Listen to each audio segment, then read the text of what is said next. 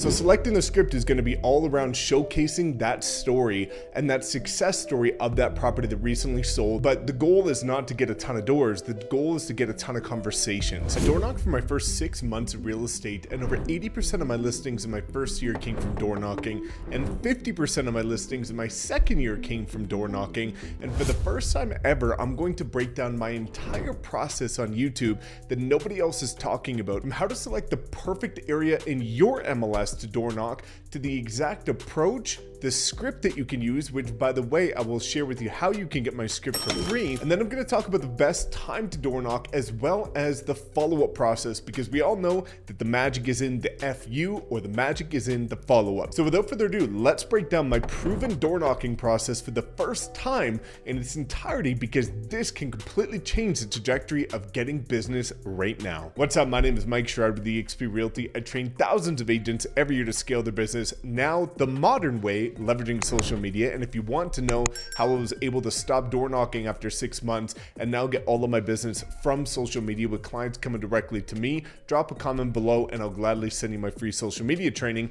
But this video is all about door knocking, and it works incredibly well. Nobody breaks down the right way to door knock, and there's all these scripts online that you can find that honestly I have no idea how they work. They are absolutely terrible. They're super salesy and solicity. They're from all the big coaches that I'm sure that you know of, and this is why I see so many people door knock and not getting any results, because they're following these broken old school 80s approaches that genuinely don't work today. So let's dive straight into what does work today so you can start to get business right now. Okay, so number one, how do you select the right area to door knock? This is incredibly important, because without the right area, you could be door knocking aimlessly and not getting the right tangible results. So here's what I encourage you to do is pull up your MLS right now, pause this video, pull it up, and I'm gonna walk you through everything that you need to do. Because of privacy reasons, I can't pull up the MLS and show you exactly what to do, but I will walk you through step by step what you need to do.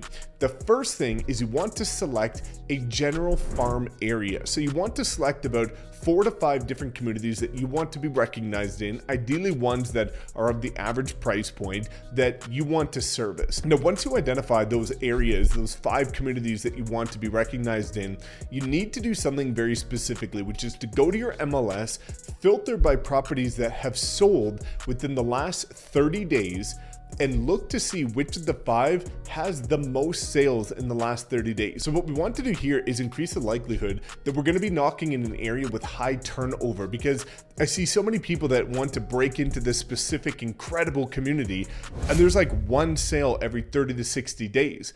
Well, you're going to be pretty hard pressed to door knock and get incredible results if people are barely moving in that area. You want to work with the highest chance of success, which is going to be the areas with the highest turnover and the most movement.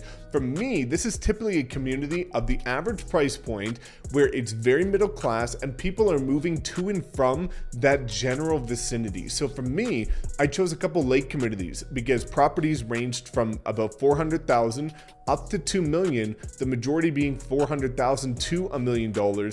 And people were either getting their first property there, or they were moving up in that community or within that collection of communities and staying within that region. So they were always moving within and wanting to upgrade or get their first property there. So there was a very high turnover, which is going to give you a better chance of success. So step number 1 is going to be filtering those communities by the properties that have sold over the last 30 to 60 days and see which one has the highest turnover. So let's say there's 2 out of the 5 that had 7 sales over the last 30 days.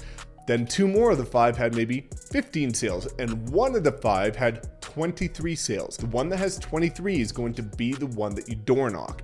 Now let's talk about the approach. So number 2 is going to be the approach, and how we're going to break this down is you want to now filter the properties that have sold within the last 30 days. You've picked your community, you identified the ones that have sold in the last 30 days, filter by days on market from lowest to greatest. And what you want to do is your approach is going to be based on the property that has the best story that you can sell. This is typically going to be a property that sold in a very low day on market for a very high list to sales price. So if you notice that there was a property that sold within 3 days for $20,000 over list price, or within 3 days and sold for $40,000 over list price, and the rest of them were kind of selling at or just slightly below list, well, the one that you're going to focus on is going to be the one with that incredible success story. And that's what you're going to latch onto, which is then going to depict the street that you're going to door knock. So we've moved from the overall community to now finding the success point that you're going to door knock. And if you have any questions about this, drop a comment and I'll answer them.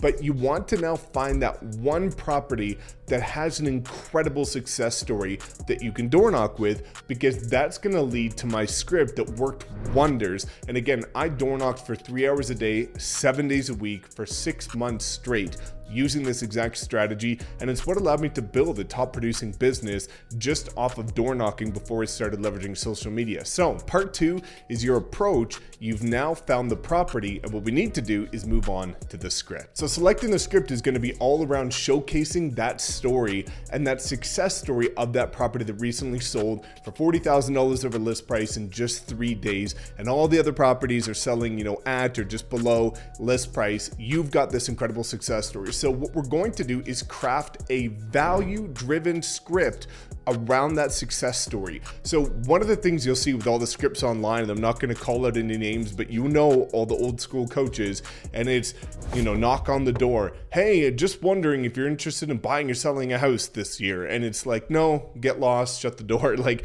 nobody's ever going to respond positively to that. I have no idea. They probably just wrote these scripts, but knowing some of the coaches out there, they've never even sold a home in their life. They've never even used these scripts in their life. This is all based on theory, not practice. Mine is based on being a practitioner of actually doing this for thousands of doors that I personally knocked. So what we want to do is, instead of going for the ask like most scripts show you to do, you want to go for the give. The more you give, the more you receive. And what you want to do is put deposits into people before going for the ask. If you can give before you take, you're likely to drop the barriers down and get better results. So instead of going and asking if they're interested in making a move this year, or what their motivation is, or where they want to be, well, that ultimately is, again, a ask, or it's a selfish approach. We are going to go with a selfless approach. So what we're going to do is we're going to knock on every single door on that entire street, up and down both sides of the street. And if it's a smaller street, the neighboring area. You want to pick about 75 to 100 doors, but the goal is not to get a ton of doors. The goal is to get a ton of conversations. So what we're going to do is we're going to then knock on each door, and we're going to say, hey, it's Mike Sherrard with eXp Realty. I'm not sure if you noticed, but that property down the street at 123 Main Street just sold for $40,000 over list price in just 3 days. And I was curious if you wanted to know how that might affect the value of your property. That was going for the give. It's not, hey, are you looking to buy or sell? It's just wondering if you want to know how it might impact the value of your property, which subliminally is basically in case they're looking to make a move, but you're not saying that. You're just saying, hey, this property sold for an incredible list price in the low days on market, and I wanted to see if you're curious to know how it would impact the value of your property based on the current market. And they're going to say one of two things, either yes or no. Well, if yes, which is going to be rare, then you go for the booked appointment, and then you want to do a property tour and do a home evaluation, of course. But chances are they're going to say no, right? Whether they're interested or not, the general response is usually no. It's like when you go into the store and you're searching for a, black crew neck t-shirt, and somebody comes up and says, hey, are you looking for anything specific? And you're automatically going to say no. So knowing that, after they say no, what you want to do is you want to go for the give again and say, no problem, you've got an absolutely beautiful house, so I understand why now might not be the right time, but there's a number of people in our community that are on my monthly market report. It gives you all the data about how the properties are performing, what properties are coming on, average sales price, days on market, and it just keeps you in the loop of how the market is performing here in our community. So if the time ever does come where you're curious, you will have the right information. And by the way, you can opt out with one click.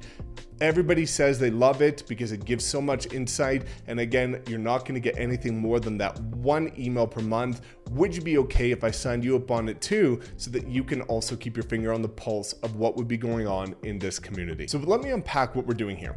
Is that nobody wants to be first, right? So let me frame what I said again. I was wondering if you were curious on getting set up on the market report in our community. meaning even if you live in the general vicinity, hey, you're part of that area, you feel like it's a part of your community, and people now have that lower barrier to entry because now they feel like you are one of them. You're in the area. Then what I go on to say is many people love the monthly market report and the feedback has been incredible. Well, now nobody wants to be first. So if you say others are on it, well, now their guard is down because they're like, well, great. If others in our community are on it, well, maybe I'd like to be on it, right? Now I'm not first, others are on it too, then I'm more willing to be on this monthly market report as well. And then lastly, when you say, and by the way, you can opt out with one click at any time, now they don't feel like they're gonna be solicited and annoyed by an agent constantly following up with them because they can opt out with one click. And what you want to be doing here is pushing the monthly market report because of the fact that once they're set up on this, it will tell you how often they view the monthly market report. A lot of MLSs have this, any proper CRM has this, and it'll show you. So, okay, maybe John and Sally are looking at the monthly market report once a month for the next 5 months. But on that 6th month, they view it, and I've actually seen this once a month, and then on the 6th, 7th month, whatever, 13 to 15 times they'll view it. And well, if they're starting to view it a ton of times, guess what's probably happening? Things in their life are changing. Now you've got a data-driven reason to reach out to them and say, hey, John and Sally, just noticed that you took a peek at the market report quite a few times this month and wanted to see if you had any questions. Value, give, not take. Not, hey, John and Sally, saw you looked at the market report. You want to buy or sell, right? That's not what you want to do. Value over everything, lead with value, selflessness, not selfishness. So ultimately, getting them set up on that market report was incredible because now you've got name, email, phone number, and you can follow up with them. So what I would do is I would use that exact approach, and the conversion rate was super high. Now, the last thing I want to say about the script is that it's not just what you do, it's how you do it. You'll see all these coaches that tell you, go knock 100 doors. So what most agents do is when they get their first objection, they're like, okay, this person's not interested, on to the next door, because their goal is to get the number of doors. Your goal should be the number of conversations that lead to contact information. Do not get off that doorstep until you've exhausted every objection handle to try and get their contact information. And the easiest way to do it is, like we talked about, a value-driven approach. So now what you're gonna do is you're gonna knock that whole street, and now we need to talk about the time that you need to door knock and the follow-up. So when should you be door knocking, which is part number 4? Based on my experience, I door knocked when I, again, could increase the likeliness that people were actually going to be home. So there's all these people that tell you online, door knock between like 9 a.m. and 11 a.m. or 11 a.m. and 1 p.m. or whatever the situation is, but like people are at work, right? So to me, that's just a cop-out and an excuse to basically knock a bunch of empty doors and say that you hit your quota of 100 doors, right? I want conversations, and I genuinely don't care if I'm knocking the door at the most annoying time humanly possible. I care about conversations. So for me, what I did is I door knocked Monday to Friday during the weekdays from 5 p.m. till 8 p.m. I knew people would be driving home from work, just getting home from work, having dinner, whatever, but more people were going to be home. And then on the weekends, because people would usually sleep in or go to brunch or go to church or whatever, is I would door knock around 11 a.m. to 2 p.m., 3 hours. So I did that every day, every week, for 6 months. So when you want to look at the time, sure, there's going to be a bunch of people to tell you prospecting time is in the morning and follow-up and activities in the afternoon, but I wanted conversations. So I increased the likelihood that I would have conversations by door knocking when I knew the majority of people would be home. Okay, so now let's talk about the follow-up. So what I would usually do is I would bring my phone, and that's what I would use to write notes. So I would put their name, email, phone number in it. And when I would get home after I door knocked, as many doors as I could within a 3-hour window, the limit was the time, not the amount of doors. But whenever I would door knock for 3 hours, I would go home, and now I've got this slew of maybe 10 to 15 people's contact information. Okay, great. What are we doing there? Well, while I was at the door, and this is so important, while I was at the door, I would also write down some sort of unique feature about the home, the person, or whatever we talked about. So let's say they had a nice car, and I'm a car guy. Well, I would write that down. Let's say they had a pet, a dog came to the door with them. I would write that down. Or maybe they were holding a kid and they had kids with them. Write that down. So what I would do when I got home is I would follow up with them and I would send an email. And the moral of this email was basically to just make it personal. So what I would do is start the email with just something neutral by saying, hey, it's Mike Sherrard. Just wanted to thank you again for being receptive to me coming to your door. I know it was unexpected and sometimes people are hesitant, but I really do appreciate you giving me the time of day. And by the way, I absolutely loved the car that you had in the driveway. Or by the way, your dog was adorable. Or by the way, it's so nice to see you spending time with the kids. And I, again, just wanted to make sure that I put the face to the name, and here is the monthly market report. You can click this link and immediately get access to it. I've already signed you up. And if you have any other questions, or if you know anybody that's interested in making a move this year, feel free to contact me at any time. It was just a very neutral but personalized email within the first couple of hours of getting home. And what happens many times is I had so many people that weren't even considering buying or selling, and they would reach back out and say, Mike, you know, you showed up with so much energy and excitement. We weren't even really considering to make a move, but once we heard about that property down the street and you were willing to give us value, we started to think about it. And I had so many people that genuinely weren't even considering making a move that ended up selling their house a couple weeks or a couple months later, just because I put the bug in their ear. I showed up with energy, excitement, enthusiasm, a big smile, and I brought value, unlike everybody else. So after that follow-up process, a couple things. Yes, ideally get them on some sort of seller drip campaign that's going to be in your CRM. Yes, you want to set them up on the monthly market report. But then also what I did is I would do the most personalized approach possible. Is I had their addresses, I had their names and emails, and I had a bit of information about some unique thing about them that was personal. So every Christmas, every holiday, I would hand write a card and deliver it to them. And then again, it just shows that personalization, and that follow-up worked wonders because it was always about the give and about the value, and it was not about the selfish ask like so many go for. So that was my door knocking approach. It was very simple, it was very easy, but it worked wonders because the entirety of it was predicated on a community with high turnover, on a street with a great success story, with a script that's very value driven, door knocking at the time that has the highest show up rates for conversations, and selecting a follow-up process that was value-driven, that was very honest and genuine and not salesy. And that worked wonders for my business because I was door knocking in areas where the properties were gonna sell quick based on the stats that we already know, and there's a lot of turnover, so the chances are I'm gonna talk to a lot of people that are interested in making a move. So if you have any other questions, drop a comment below. Otherwise, time to get to work, go hit those doors, and I can't wait to hear about your success stories with door knocking.